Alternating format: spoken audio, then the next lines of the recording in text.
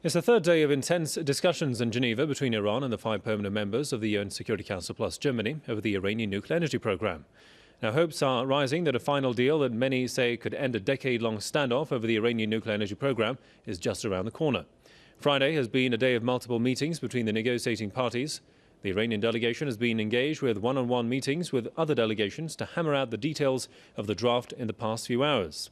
Now we are getting reports that Iran's Foreign Minister Mohammad Javad Zarif has held a fresh discussion with EU Foreign Policy Chief Catherine Ashton, the latest of a series of meetings throughout the day. The White House says US Secretary of State John Kerry is going to Geneva to join the talks. US officials say Kerry will try to narrow differences over a proposed deal that fell through a fortnight ago. The French and British foreign ministers are also heading to Switzerland. Russian Foreign Minister Sergei Lavrov has already arrived in Geneva and has met his Iranian counterpart Mohammad Javad Zarif. Here's more. And downs on the third day of the nuclear negotiations between the Iranian delegation and the 6 countries represented by the EU Foreign Policy Chief Catherine Ashton. On Friday, meetings were held between Iran's Foreign Minister Mohammad Javad Zarif and Catherine Ashton. As Ashton is representing the 5 members of the United Nations Security Council plus Germany, after every session of talks, she contacted with the capital cities of the 6 countries to consult with them and let them know about the latest developments. The same consultations were seen among the Iranian negotiators in their break times. What the Western powers are sensitive about is Iran's main demand, numerous times mentioned by Iran as its non-negotiable rights, the rights to enrich uranium. We want to also make sure that our right to peaceful use of nuclear energy, including enrichment, is respected. That's a right that we have. It's a right that is considered as an inalienable right under the Non-Proliferation Treaty. Now the 2 sides say they have managed to narrow down their differences over those few articles of the draft they are trying to write. Sources in the Iranian negotiating team say among the few issues that the 2 sides disagreed, only 1 or 2 of them are left unsolved. Neither side have issued any official statement, but unconfirmed reports say the P5+1 has accepted Iran's right to enrich uranium inside Iran for peaceful purposes. Russian Foreign Minister Sergei Lavrov has arrived in Geneva for Monday's Geneva II talks over the Syrian crisis. But his meeting with Foreign Minister Zarif suggests that other P5+1 foreign ministers could also be seen in Geneva on Saturday for a possible deal.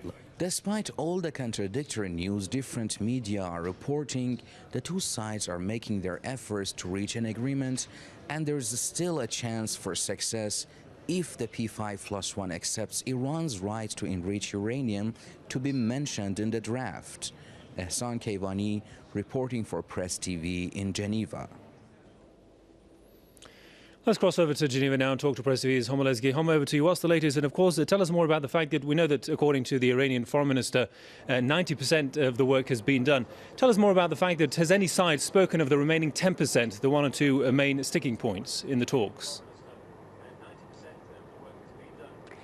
Well, of course, to answer your question, when we're speaking about the sticking points, we have heard, I can say officially now, from the Foreign Minister that enrichment was one of the issues that was discussed in the talks, and the main and general assumption is one of the sticking points was the enrichment issue. And then it is kind of interesting that the Deputy Foreign Minister, Mr. Araghchi, when he was asked whether the reports are true, that the E3+3 has actually recognized Iran's right to enrich uranium on paper or has accepted to do so, he said he's not going to confirm that report and he's not going to deny it. So they're not giving out any details yet, but the general assumption, Hassan, is that enrichment is one of the key sticking points. The other, the assumption is the activities at the Arak heavy water production plants. Now, we know that a recent deal between Iran and the IAEA was signed, and based on that deal, Iran allowed the International Atomic Energy Agency to conduct further inspections of the Arak heavy water production plant. This plant has not even become fully operational, as you may know. It's going to become fully operational, we're hearing, in mid-2014 or even 2015.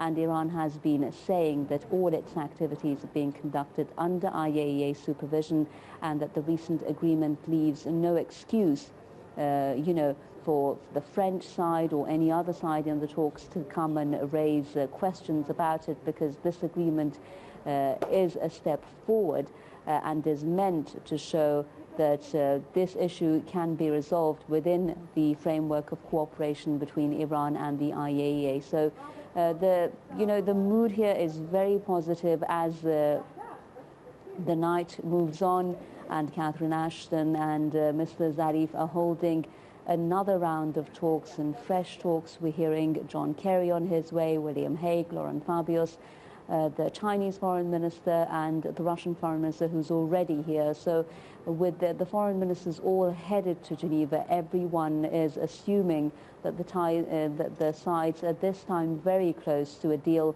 And as I said earlier, this time we're thinking the situation is different from the previous round, because we know the previous round the foreign ministers also arrived, but no deal was in the last minute reached. This time because of the fact that we're seeing Catherine Ashton herself taking part in bilateral talks with Mr. Zarif himself, and that she's saying she's representing a unified stance by the E3+3. This is seen as a sign that we're not going to see the type of problems that we saw in the previous round, and this has raised hopes. Even the Iranian side was saying that we have won back a lot of the trust that we lost during the previous round of talks. There's also been a lot said about the amount of measures that the E3+3 is going to take in response to the to the agreements that Iran is making. The Iranian side has been reiterating that what we call a deal is going to be a balanced one in response to our confidence-building measures that even may go beyond our legal obligations. We expect the other side to take reciprocal and balanced approaches, which is a reference, of course, to the sanctions that have been imposed on Iran. Iran expecting the other side to ease those sanctions in a way that could be seen as balanced and reciprocal by Iran. Some reports, Hassan, saying that between $6 to $8 billion of Iranian frozen assets could be released. This is not official, but we'll have to wait and see how far each side is willing to go. We know the red lines, of course. Iran has said enrichment on its soil is going to continue with or without a deal, and that it's not going to send any nuclear material abroad. Press TV's Omar Lezgia, correspondent reporting from Geneva there. Thanks, Delma.